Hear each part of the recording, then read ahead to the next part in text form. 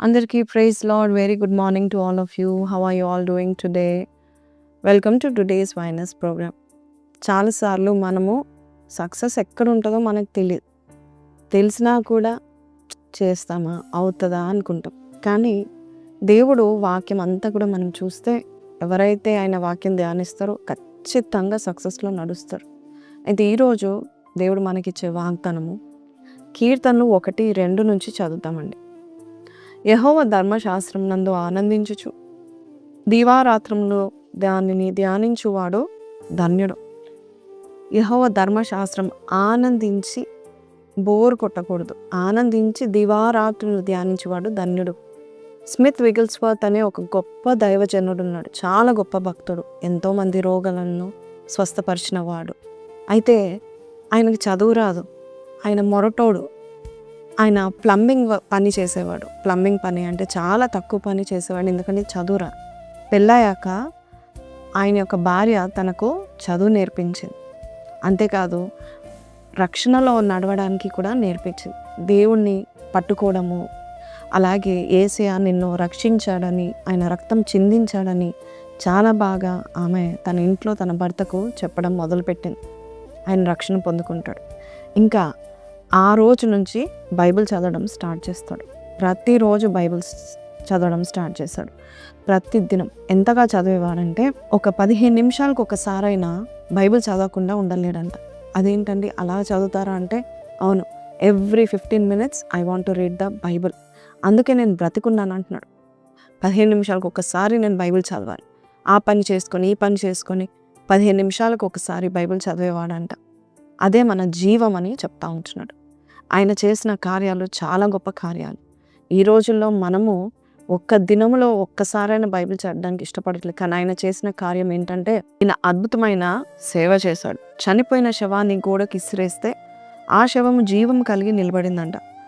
రోగులను స్వస్థపరచడము. అంతేకాదు దేవుడు ఈ జీవాన్ని నాకు ఎలా ఇచ్చాడంటే వాక్యం ద్వారా ఇచ్చాడని చెప్తాడు. ఎంత జీవంతో ఉన్నాడంటే అంత జీవంతో ఉన్నాడు. ఎంత బలంతో ఉన్నాడంటే అంత బలంతో ఉన్నాడు. ఎందుకు అంటే వాక్యం ద్వారా.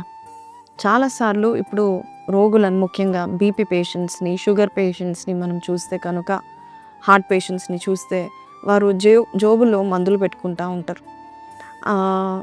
షుగర్ వాళ్ళకైతే మరి తినకముందు ఒకసారి, అలాగా కొన్ని మందులు ఎలా అంటే తినకముందు ఒకసారి, కరెక్ట్ టైంకి ఒకసారి, అలాగా పొద్దున్న, మధ్యాహ్నము, రాత్రి వేళ సమయంలో మందులు వేసుకుంటూ ఉంటారు.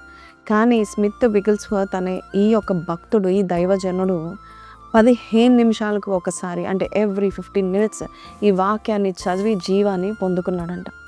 మనము మందులు ఎలాగైతే నేను బ్రతకాలి, నేను బాగుపడాలని వేసుకుంటామో, ఆయన అలాగా వాక్యం చదివేవాడు. అంత జీవంతో ఉన్నాడు. ఎంతోమంది శవాలను పైకి లేపాడు. ఆయన ఒకసారి తన్నుతే కడుపులో ఉన్న ట్యూమర్ వెళ్ళిపోయిందంట. అంటే ఎంత జీవంతో ఉన్నాడు చూడండి. మనము దినానికి ఒక్కసారైనా బైబిల్ తెరుస్తున్నామా? ఒక్కసారైనా బైబిల్ చదువుతున్నామా? ఎంత ప్రేమిస్తున్నాడు, ఎంత ప్రేమ బైబిల్ అంటే. స్మిత్ విగిల్స్వర్త్ అనే గొప్ప దైవజనుడు, చదువు రాకపోయినా మొరటోడైనా ఇంత జీవం, ఎంత పవర్ఫుల్ మినిస్ట్రీ చేశాడు. ఈరోజు నీవు కూడా ఇలాంటి వాక్యాలు వింటున్నప్పుడు, బైబిల్ చదవాలనే ఆసక్తి వచ్చినప్పుడు ధ్యానించండి. దివారాత్రులు ధ్యానించువాడు ధన్యుడు అని ఉంది. ధ్యానిస్తే ధన్యత. మనం ఏం ధ్యానిస్తాం? రాత్రి పడుకుంటే అప్పులని పడుకుంటాం. పొద్దున్న లేవగానే అప్పులు అంటాం. ప్రతి మాటకు అప్పులు అంటాం, లేక సమస్యలు అంటాం, అనారోగ్యం అంటాం. ఏది మాట్లాడుతున్నామో దేవుడు వింటున్నాడు. అయితే నువ్వు వాక్యం పట్టించు, వాక్యం చదువు, వాక్యంలోనే మాట్లాడు. నీకు జీవం వస్తుందని దేవుని యొక్క వాక్యం సెలవిస్తుంది కదా. మనుషుడు రొట్టె వలన కాదు, కానీ దేవుని నోట నుండి వచ్చు ప్రతి మాట వల్ల జీవం. కాబట్టి ఈ రోజు నుంచి బైబిల్ చదువుదాము. స్మిత్ విగిల్స్వర్త్ 15 నిమిషాలకు ఒకసారి చదివారు. మరి మీరు చదువుతారో లేదో నాకైతే తెలియదు, కానీ దినానికి ఒక్కసారైనా ఈ వాక్యాన్ని చదవండి. వాక్యంలో ఉన్నది స్మరణ తెచ్చుకోనండి. ప్రార్థన చేస్తాం మీ కొరకు. నాతో కలిసి ప్రార్థనలో ఏకీభవించండి. పరిశుద్ధుడా, మహోన్నతుడా తండ్రి, బైబిల్ చదివే వారిని, బైబిల్ ప్రేమించే వారిని, నా ధర్మశాస్త్రం ప్రేమించే వారికి బహు నెమ్మది కలుగుతుందని చెప్పావు.